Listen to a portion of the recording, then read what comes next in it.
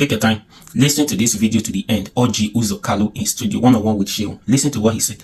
How will somebody sit down in the studio and lie to us? Anyways, most of them, they are like that. So just take your time, listen to this interview and listen to what he said. And he said again, his salary, monthly salary is 14 million naira. That the 14 million naira is not even enough for him. It's not enough for him to feed himself and his family. But the senator, they are receiving 14 million naira. That the 14 million naira is not enough for them to feed their family. That they are not going to reduce, they are not going to cut their salaries because it's not enough for them to feed. How much more reducing it? Now you are receiving 70,000 in a month and they're asking you to tighten your bet. That's not even a problem. But listen to everything he said, all the lies, he lies. In fact, these people, they are matter tire us. This one will come and say this one will come and say that. They are full of lies. Just watch this video today and please subscribe to this YouTube channel. Please. Who will also say your brother, Mr. Peter Obi, is likely to run. And within your region, in the Southeast region, is a political figure, a prominent one that you cannot shove aside, and that he posed a big threat to all the establishment political parties in 2023. No, I don't think so, because all this is about your political party. It's not in my party. I'm not in his party. And it's only when I am his party. Let me tell you, I know you continue bashing APC. Let me be honest with you. I know things have not been the way it's supposed to be. The economy has not been so friendly. The atmosphere has not been friendly. But you see, this economic problem is going almost everywhere in the world. It's just that we hadn't had an economy where we could have said this is the system of our economy, because the economy had no system from 1960 to today. No system of economy. So if we have had economy like Canada, like America, we say this is where we're going to follow. The pressure of COVID has not gone. You see, mind you, I'm not a politician, but an entrepreneur. No, you're a politician. I mean, how do you describe? No, a man like, shall you know, only in media alone, and I'm the highest employer of labor of media in Nigeria, with over 2,000 employees of media staff. I have over 1,000. No, it doesn't make any difference. Yeah, you have the business side on one hand, but you are a politician. No, I'm not a politician. I'm an entrepreneur. I think. How do you want to downplay the fact that you're a city senator representing a city senator with the entrepreneurship face? You don't count me as a politician. I don't behave like a politician. I keep to time. All the times I've interviewed me here, I used to come here 20 minutes before you. Sometimes I'm here before you. So how do you count me? So, you meet me here in the studio in this bar. This is literally my home. So you can see, let me tell you, the pressure of COVID is all. Mind you, I have businesses in most African countries, Sierra Leone, Gambia, DRC, Conakry, all these places, and South Africa, and all the rest of them. So the pressure of COVID, at least, is going to take worldwide. I'm not telling you because I saw the pressure of COVID in Canada and the US. In this recess we've just come. Because the pressure is there, because they developed economy. People are not sitting down to see it. There are a lot of cushions. There are a lot of palliatives that are not, our own palliative is go and buy rice and beans. It's palliative. But there are a lot of palliative the other governments are giving to organize businesses, because the SMEs, once you don't grow the SMEs, you cannot have economy. Because why it looks so? Because of the pressure on Naira to the dollar, because of pressure on the fuel prices. These are things we should have overgrown by now, to be talking about physical side of the economy. This should not be our. Because there are those who will also say, some of you, especially those in the parliament, you have not shown example of how those who really know the pains of the people should behave. When some of your colleagues are getting 140 million naira worth of vehicle, when their constituents are suffering. No. Don't you think you just hear all these rumors? Some of them are not rumors. No. We see them riding it. No. Have you seen the me National Assembly? I mean, if you say you're a billionaire, I don't say I'm a billionaire. I say I'm a businessman. Yeah, if you say you're a businessman, you have the wherewithal to buy it. But even if you do, should you get 140 million naira vehicle Sean, let me tell when your people are suffering? Let me be honest with you. I'm in the Senate, and a lot of things are said about the senators, and I sit there quietly and watch. And most of these things are not true. Like getting vehicles? Yes, of course, they're not true. You mean that senators have not gotten vehicles? Is that what some senators were given aid to buy vehicles and upgraded it with their own, those that can afford it. It's not even. You didn't get a vehicle? No, what will I do with the official vehicle? What will I do? The Land Cruiser? There's nothing like official vehicle. They buy vehicles to the committees. Individual senators. No, this is why I'm telling you, you are part of this rumor carried. Senators are giving committee vehicles. So and did you get a vehicle, Senator? No. That is not the issue. Did my committee get a vehicle? The answer is yes. But you chair a committee, don't you? I chair a committee. So you got a vehicle? The vehicle is for committee work. It's not for me. I don't. But it's an official vehicle. No, it's not true. You? It's not true. But anybody in the committee can use this vehicle. So Nigerian people, let me tell you, we are elected people. There are many people that are appointed. They use 5-6 vehicles. Nobody talks about it. But I mean, the legislators are doing they're doing a lot to see that Nigerian people are carried along, because we're the only elected people in our constituencies. If somebody is sick, it will come to us. If somebody's child is not going to school, they will come for school fees. If anything happens to any constituent, they come to you. So the way they looked down on legislators are things I cannot believe. I mean, I think there is a mix-up here. Maybe you are, Senator, you are not privy to some of, maybe you, because you are a big man, you know, not get some of these vehicles. It's not true. But you need to recheck your record. I'll recheck and come back to you. Please, sir. So if you can, because I'm a senior member. Let me tell you, I'm a senior member of the maybe that's why you don't need to have this chain of vehicles in your compound, and you do not need member. But there are facts under the fact that lawmakers get vehicles. Some of these vehicles amount to about 140 million naira per unit of those vehicles. All I know, the committees get vehicles. No lawmaker is owner of any vehicle. You may not be factual like I don't know. You probably need to check. Maybe you should exchange. Because we've had this. I should become this.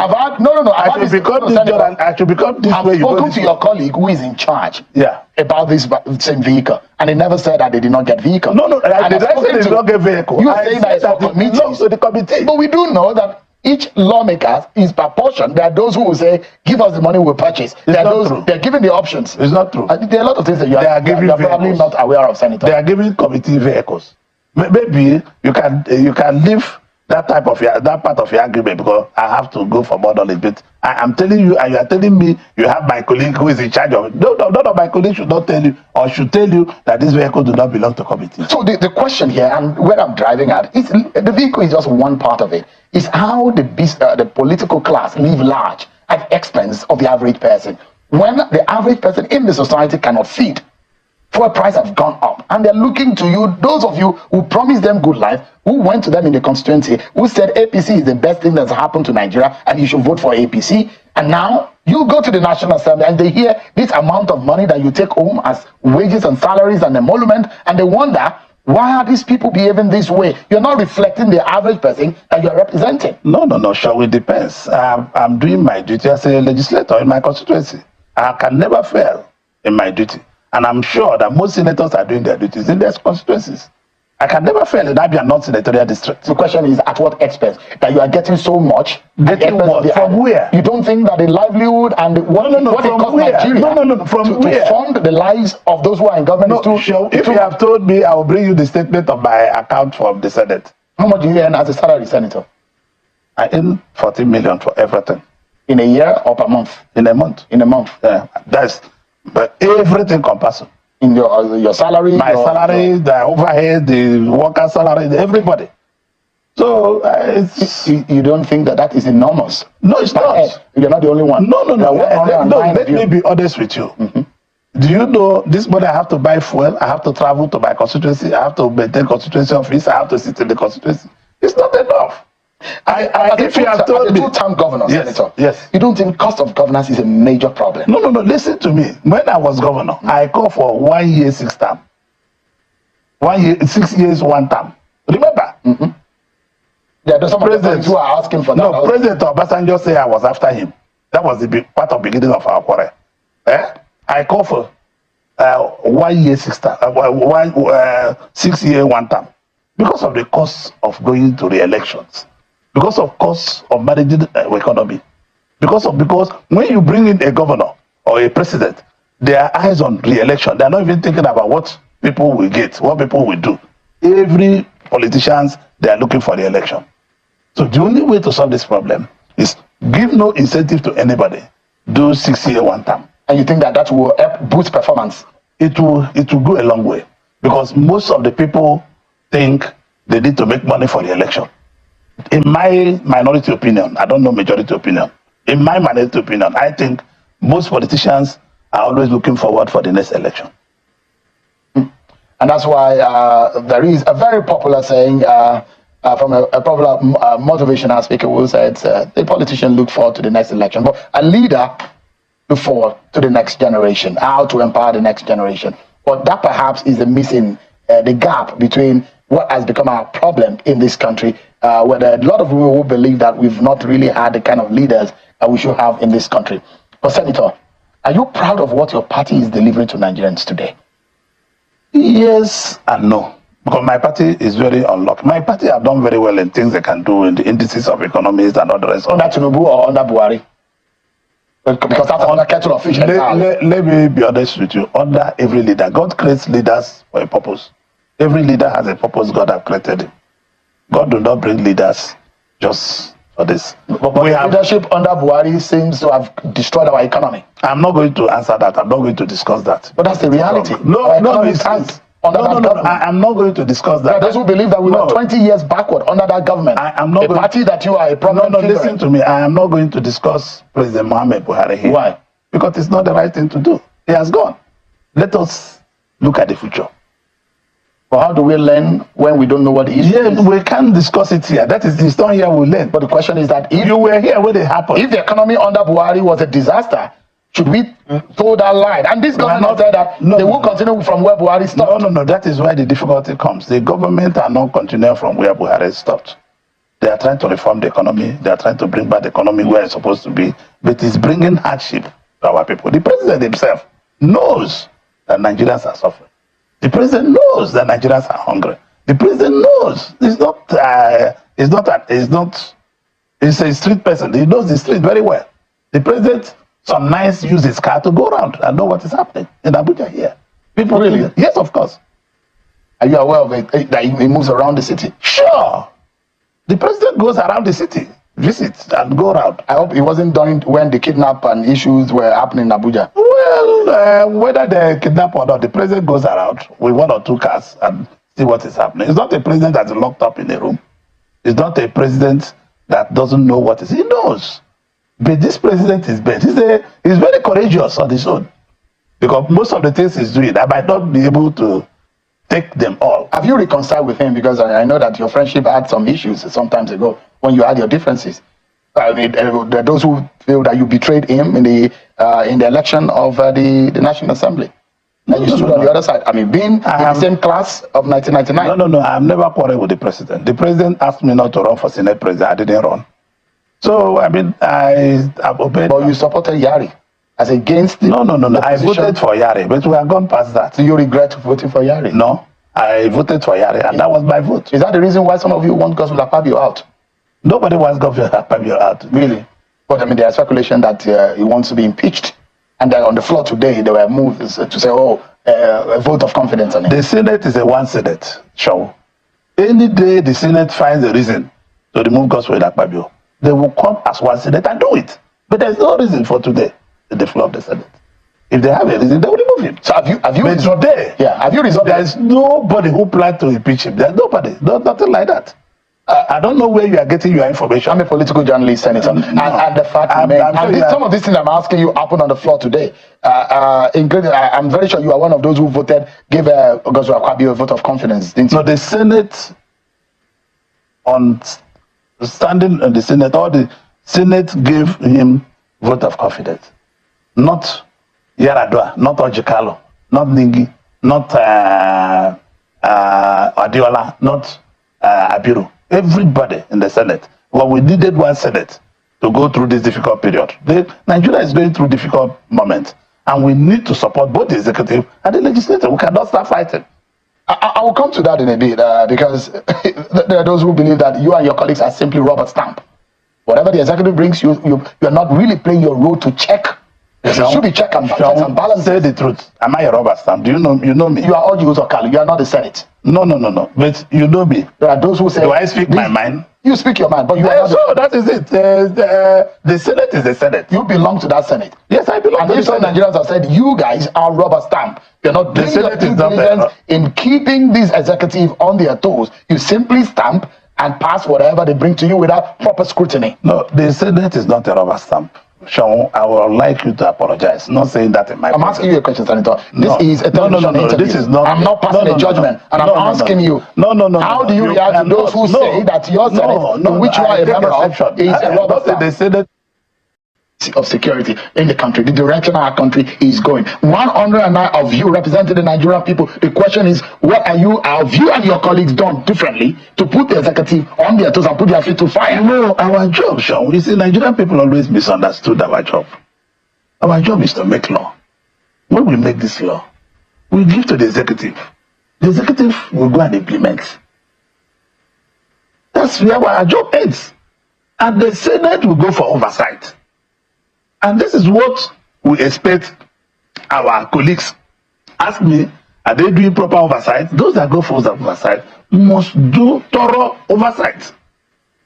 Senator, the question I'm asking, sir, on behalf of the Nigerian people, is that if those thorough oversight has happened, you have admitted tonight that the economy is in trouble. Oh, sure. You I'm have a businessman. I know that the economy is in trouble. Absolutely. And that today, dollar, only this week, had moved a few figures higher, not lower. And the value of the naira in that regard has dropped. And you imagine that all of this is happening under the last 1 year or so, under the watch of your party, the APC, Senator. If you say, just a moment, Senator, if you say your Senate is not a rubber stamp, how come, and if you are playing your role as your oversight role, how come our economy has come this bad and almost all the indices of our economy has gone in the negative? The question is, how much of the pressure are you putting on the executive that our economy is in these shambles?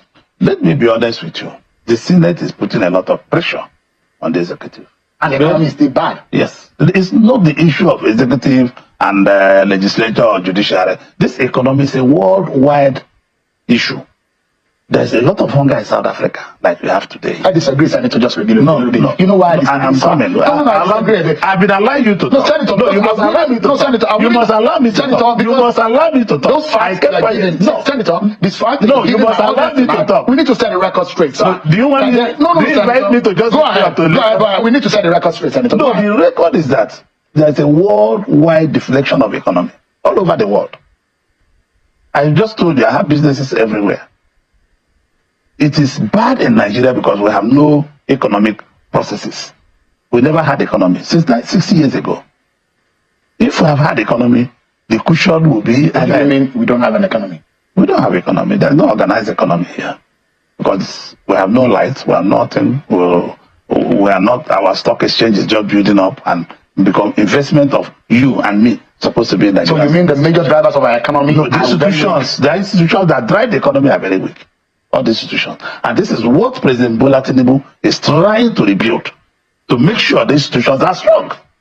Because if you continue with this handout and weak economy, you are not going to go. Somebody must make the decision. It might be right or wrong. He's taking a tough decision. He's taking a tough decision for the future. And this tough decision, I'm not defending him. You know, I can always speak my mind. If the question is, Nigerian people are there hungry, the answer is yes. I have businesses across the border. And I can tell you that is the same story everywhere. That our own look worse because we didn't take decision at all. So the record I'd like to set straight is that yes, there are global problems, challenges facing different economies of the world, but Nigeria does have a peculiar challenge on its economy. And so painting a global, giving an excuse of a global economic problem to our peculiar problem may not be exactly the picture. That was what I wanted to set to the record. No, I'm not saying different thing with you from what you are saying. But what I'm saying that what we are trying to say in a different language that people in government ought to maintain austerity measure. I believe they should. There should be more sewing our coat according to our size, scaling down most things people in government do, scaling down on more gifts the government gives to other countries, scaling down on so many things. Like having 49 ministers. Well, you are right. If the constitution says you should have 35, and 36. we should scale down the parastatals. If I'm President Tinubu, most parastatals will go back to to ministries. Well, most of these parastatals are departments in the ministries. But you and your colleagues are creating more commissions, more No, you can create all those things, and they will say no. Did you see us appointing anybody or creating one? But you're talking about the South something commission. Every region now is having its own different commission. And the question is that Steve Oronsaye reporter said, we do not need as much. And this government said it's going to implement that. And I'm concurring with what Steve Oronsaye's report says, that we don't need this much. If you were to hear, I've also told President Tinubu word on word that we do not need this much. The man is under fire because he is working day and night to see what he can do. I'm telling you the truth. He's your close friend. Yes. Are you still very close? Yes. You resolve your differences. We never had differences. I don't know where you are getting this fake news. Before he traveled, only 2 days before he traveled, he was in my house. So, I mean, what shows friendship? You own a tabloid newspaper, a Sun newspaper. I don't do tabloid here. I do facts because I'm a political journalist for over some years. I do know. I put my ears to the ground and I have my eyes. Even when you guys are having your night meeting, some of us are aware. But just for a moment, Senator, there's some of you in the National Assembly who has the wherewithal, who have some means, and so in these difficult times, you and your colleagues have said, "Oh, we show good faith to the Nigerian people by cutting down on what we earn." And we thought that maybe cutting down 50% of what you earn. Do you think that will also show good faith to the Nigerian people? Well, we have done that times without number. But you don't work in the accounts department of. But where do the money go? No, we have done that. The Senate President have cut most of the things we get. Out of politician, we say yes, it's good. I mean, the Senate President have done a lot to cut some of these things. I'm saying that just to show, even if it's for 3 months. No, even if I give you my salary now, it's not going to do anything. Give it to your constituents. No, my constituents is having enough from me. Really? Yes. Some of the projects we are rocking in my constituency. Not is so perfect. We are rocking. It's not perfect. I'm going to make it perfect, but it's not perfect. But we are rocking in my constituency. My constituency is one of the best constituencies in Nigeria today. It's true. Really? Yes. I mean, I'm saying that not only you as Orji Uzor Kalu. Many people are doing that. If you and your colleagues, just to show, between now and December, for example, you don't understand. Cut 50% of your salary. Many senators are doing that, but the senators are forgoing a lot to constituency. I know of Mohammed Sani Musa. I know of Olomiloko. I know of Abiru. I know of those I discussed with. I know of Alero. I know a lot of them. They are officially taken out of their salary. Take money and give back to the constituency. But can't the Senate jointly take this position? Well, just to show that those who are representing those are not the rules. The rules of parliamentary rules are different. No, this is a moral standard. No, there's no morality. Nobody in the US Senate will cut his salary to give to anybody. Why not? Why are they going to it's your money. Let me tell you, 80% of senators are just politicians. Only 20% of them are businessmen like me or others. So how are they going to feed their family? That is the truth. No sacrifice whatsoever. No, how can they? That is their job. That is the job. They're showing good faith. They cannot show good faith. How are they going to survive? So it still comes down to one thing: that your party, which of course, as it is right now,